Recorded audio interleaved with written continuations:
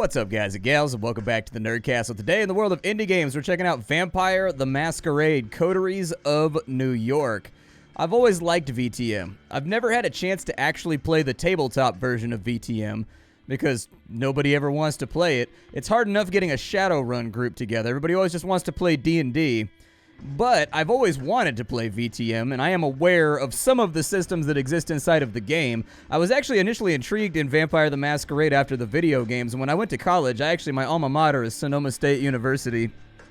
And so, at Sonoma State, and like that entire like northern Santa Rosa area, they had a VTM group there that was really, really cool. They like met in person, and they all kind of like RP'd it out and like wore outfits, and they had like these coven meetings and whatnot that were in like various community centers and stuff like that, and they actually role-played out the politics of all of these different groups from different cities, and they incorporated that into their role-playing games, and all the DMs essentially like told each other what had transpired and arranged opportunities for the groups to spy on each other and discuss all the intrigue. It was a really cool take on role-playing. It was just, I was taking a huge amount of units a semester, and I didn't have time for it. Would have been a cool experience, though. Wish I had done it. But in this case, they've actually taken VTM and they've turned it into like an RPG novella, I guess. So we're going to check that out today. We're going to see if it's worth your notice. Let's dive on in and see how it goes. So we can decide on our vampire clan. We can be the Bruja. The Bruja are simply like a new clan, I guess. They're kind of like the rebellious punk rock clan. They're a more recent one. There's Toreador. These guys are like artists and stuff like that. And then my guys, the Ventru, the aristocratic blue bloods. I always play Ventru whenever I'm in one of these games. There's just something about a clean-cut pinstripe Italian suit and an overwhelming air of superiority over one's fellow vampires that really sort of draws me in. Like, I feel like if I was a vampire, I would develop a sense of superiority over like humanity and stuff like that. And it's only one more notch in the belt upwards, just suck it in a little bit further and you can feel superior over everybody. So why not? Let's be a Ventru. We've got to choose our name. Her name is Amanda. I don't like that. We're going to call her Amaranth. That's a better vampire name. You can't be a vampire named Amanda. Like, if you're a vampire named Amanda or, like, Ted or whatever, that's not a good vampire name. Your name needs to be, like, Ichabod or, like, Amaranth. It's got to be something that sounds ancient. It sounds respectable. It sounds kind of terrifying. Let's go for it. New York taught me to believe in fate. Had you asked me about it when I was human, I would have told you that it's superstitious bullshit, that we're all designers of our own destinies. That belief shattered when the richest woman in the United States, the actual richest one, not a face you could have seen in the papers, of course, sank her teeth deep into my neck. It happened in the very same place you're standing in right now. Fate, you decide. Please, there's no need to be hostile, just listen for a little longer. You see, my mistake was I flew too close to the sun. It makes sense that my punishment was never to see its glow again. I was incandescent myself. I was hot shit. I had it all. Money, looks, confidence, connections, men, women, a career, a spark in my eye. That one that you need to be born with. And that's when someone far more powerful saw my radiance and thought, that won't do. She robbed me of the light erupting from within me and gave me a subtle, enduring gleam in its place. She decided it would fit me better.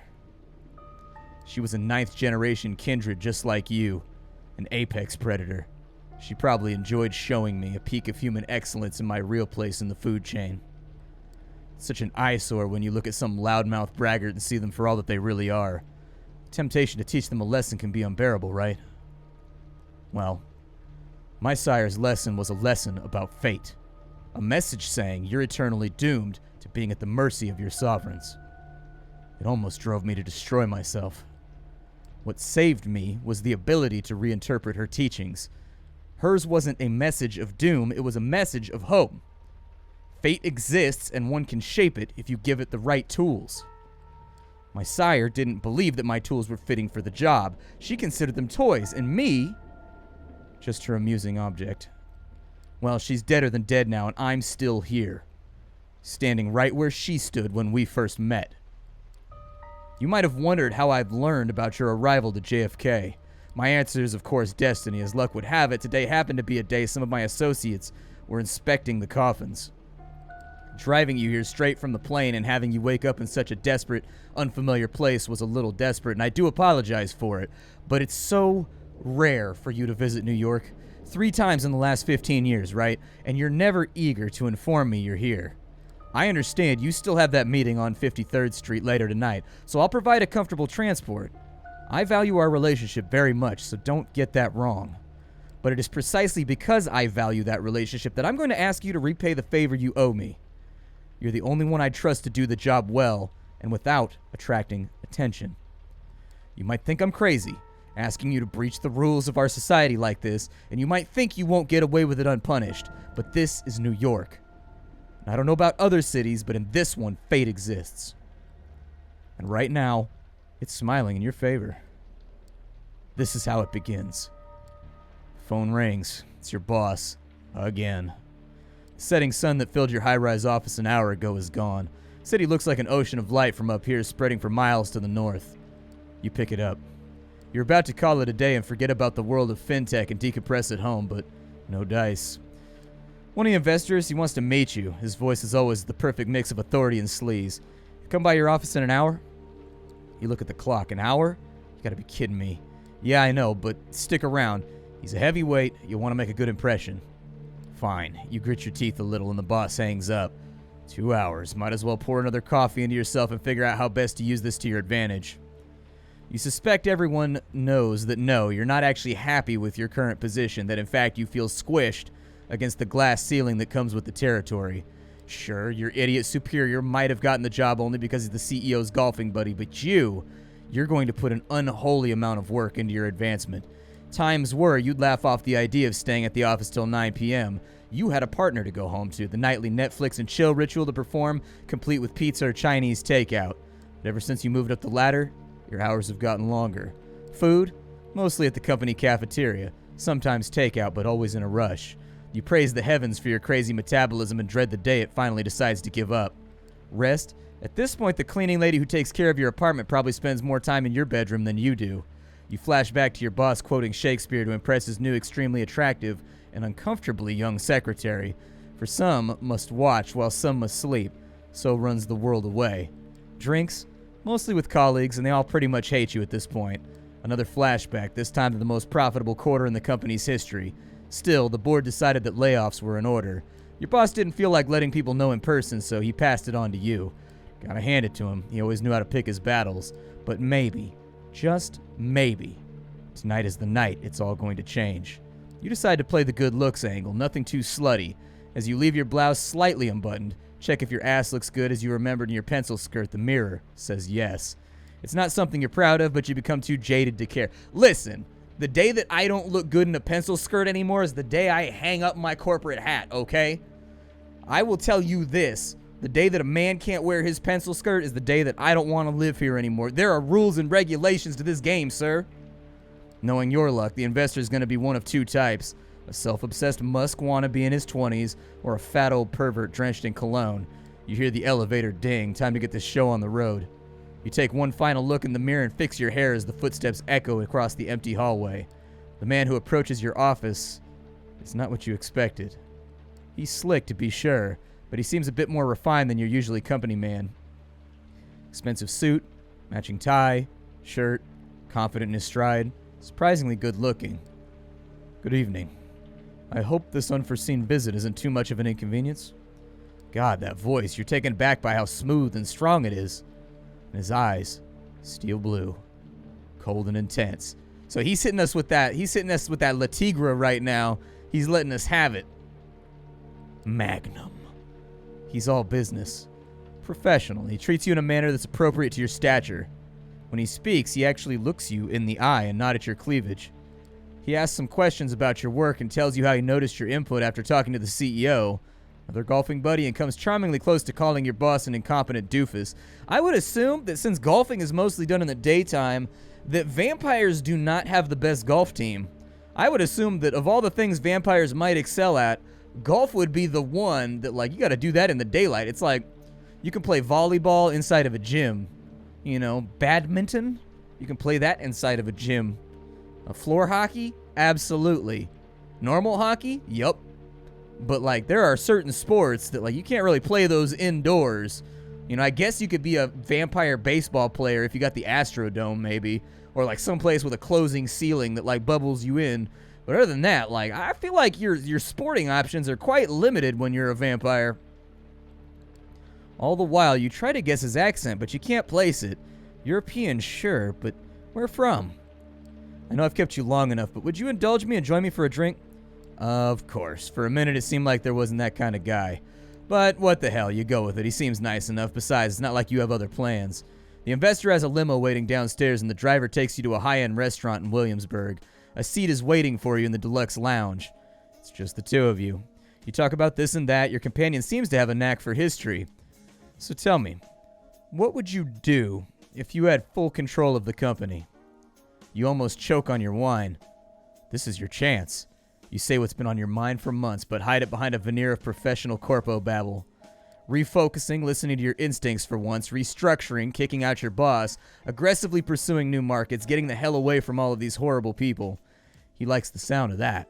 He leans forward and his eyes flash with intensity and something else. A strange emotion that wasn't there before. You'll do fine. His words echo inside your head as you black out. You wake up, God only knows how much later. As you try to piece together what happens, you hear a familiar voice. The investor, whoever the hell he is, talking to someone. You suddenly recall snippets, fragmented memories, his sapphire eyes intently locked with yours, his teeth suddenly longer and sharper. And something else, a feeling on your neck that takes you back to your last orgasm. A company trip to Florida, a sweaty room, the cutie from HR who doesn't work there anymore, and then darkness. Yeah, I'm done here. Consider my debt paid.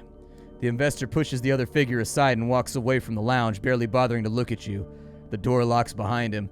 Did he kill a vampire? If you kill a vampire, you gotta replace him. And they have to be of similar stature and quality. So, like, if you kill a vampire who's like a Bruges bum, you know, and who doesn't matter, then, like, you can just go grab any random person you want.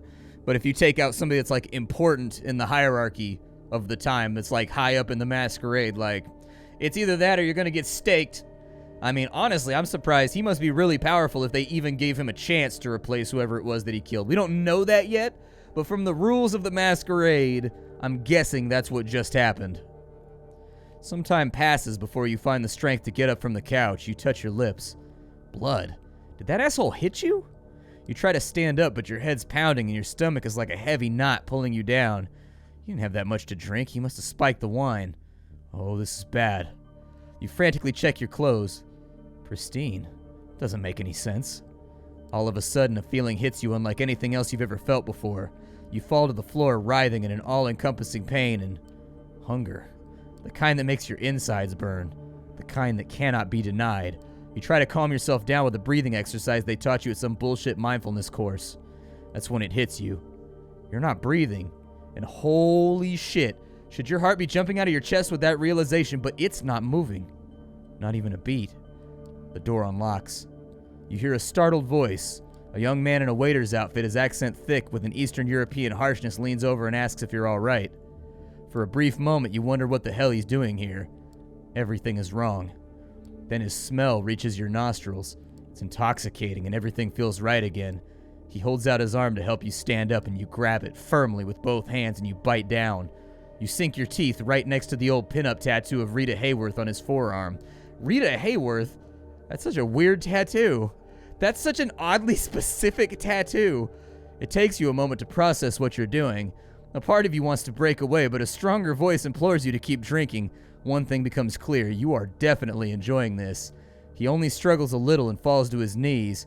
You can see his eyes now, pale blue and confused. You only bring yourself to let him go once he collapses to the floor. Your bite leaves a mess on his forearm. Poor Rita, all bloodied, missing half her face. Did you just drink this guy's blood? You spit out a piece of torn flesh. That's a... What was in the fucking wine? Barely being able to focus, your heart and your lungs still motionless, you reach for your phone and dial 911. 911 operator, what's your emergency? I can't breathe. I get the feeling that admitting that I killed somebody may not be the way to start out this adventure. Ma'am, where are you right now? The door to the lounge swings open. The man who enters is not the one that brought you here, though there are similarities. He's tall for one, broad-shouldered, handsome, dressed in an immaculate suit, but his skin's darker and the look on his face tells you he's not here to negotiate a deal. He notices the smartphone in your hand. Pass me the phone if you want to live. The man's voice is persuasive and calm, but carrying clear threat. He's got the aura of a viciously efficient corporate shark, and you find it hard to argue with him. Ma'am, hello? I apologize for wasting your time. My new colleague got drunk and is now trying to impress everyone with her antics. Good night. He disconnects the call and places your phone in his pocket. For whatever reason, you can barely take your eyes off of him. As hypnotizing as his presence is, though, it's also highly discomforting. Good evening, miss. I'm here to pick you up. Pick me up? Did I stutter? The stranger approaches the waiter and examines the body. Critical condition, but he might live. Anyways, he sets his sights on you. I know this is all new to you, but I've dealt with hundreds of strays like you, and going by experience, they tend to fall into two categories. First, there are the smart ones who carefully obey my every word and don't try to pull off anything stupid. I always get them where they need to be, safe and sound. And then there are the dumb ones. The punks who thought they could take me on. The wise guys who tried to contact somebody secretly and without permission, or the troublemakers who tried to run off and make a scene. None of them got to their destination in one piece. In fact, most of them never reached their destination at all. His voice becomes slightly bored and monotone. You can tell he's given this speech before, likely dozens of times. So, you see, while I generally consider myself pretty smart, I'm also a Mets fan. It's my one true weakness, one that inspired me to come up with a three-strike system when dealing with pups like you. If you get on my nerves once or twice, well, I understand. Not all of us perform well in stressful situations. But cross me 3 times and you're out. No excuses, no forgiveness, no mercy. As he's talking, he slowly approaches you, adding a bit of a theatrical swagger to his walk, and eventually he leans in, deliberately invading your personal space. You realize it's a test and he's daring you to do something about it. 3 strikes and you're out. Say, I understand, sir. Say it now. Every atom of your being screams for you to obey his authority. Yeah, this is sort of like, so for those of you that don't understand the world of VTM, vampires are generational. If you're like a fresh baby vampire, you're basically just a human being that has to drink blood. You don't really have a whole lot of powers. They haven't manifested yet. You are a human being with all the associated weaknesses and make like a slightly higher healing factor. Maybe you're like as strong as somebody that works out like a lot, but at the same time, somebody that's like 1 generation older than you can like literally disassemble you. There's a very strict hierarchy in VTM society. Someone that's like 8 generations or like 10 generations old is essentially a god by comparison to you, because in VTM, the longer you're alive, the stronger you get. It's the same rules that apply if you were like, what's the name of that one vampire show? I want a real bad thing to you. What's the name of that show? Anyways, it's the same rules that govern that show right there, True Blood. The longer you're alive, the more powerful you are. And so, like, if you're a brand new vampire, your best hope is just to lie low for, like, the next 500 years. And just try not to exist and get down, or you will get laid down. I understand, sir. Stick to that tone. You're going to do just fine. Moving on, is there anyone you want to inform of your current situation and tell them you're all right? He flashes his fangs briefly, and for some reason the sight sends a chill down your spine. There's something very wrong about him. Someone closest to you? There's no one. Stranger squints at you. No family? No lover? No friends? Nothing? The job. Your blank stare tells him the whole story. He immediately stops prying and gives you something even worse than a look of pity, a look of honest compassion. Well, that makes things simpler, but let me be clear just in case. From this point on, you are subject to different laws than the ones you grew up under, and you will be watched by many eyes to ensure these laws are respected. You are forbidden from letting anyone know you're still alive. You are forbidden from showing your face anywhere they know you. If anyone comes looking for you, it's over for both you and them. The practice tone again. You put on your poker face and listen in silence. So unless you want your boss to end up at the bottom of the Hudson, I'd suggest you cooperate. Don't tempt me. He smiles, revealing his fangs again, and there's something absolutely sickening about it. Suddenly, you feel overwhelmed by a sense of exhaustion and pass out. When you regain your senses, you find yourself in the stranger's arms. He's holding you as you would a spouse who's had too little or a little too much to drink. You try to break free, but he holds you close and gives you a cautioning look. Only when you cease your struggling does he let you go. Only now you notice the change in scenery and you find yourself in a fancy lobby right next to the elevator. The place is virtually empty save for a single concierge and some cleaning staff. Your companion gestures at the concierge as you pass and he picks up the phone. The elevator arrives, the door opens, and the man motions towards the cabin. After you. Where are we going? To a safe place, and that's all you really need to know. Trust me, you don't want to make this difficult. Just get in. Going against your instincts, you enter the cabin. Smooth jazz is playing over the speakers as the elevator starts its descent. You're dazed, panicky, but somehow locked in place. On the one hand, you find the stranger's presence oddly soothing, but on the other, you can feel your body tensing up with stress.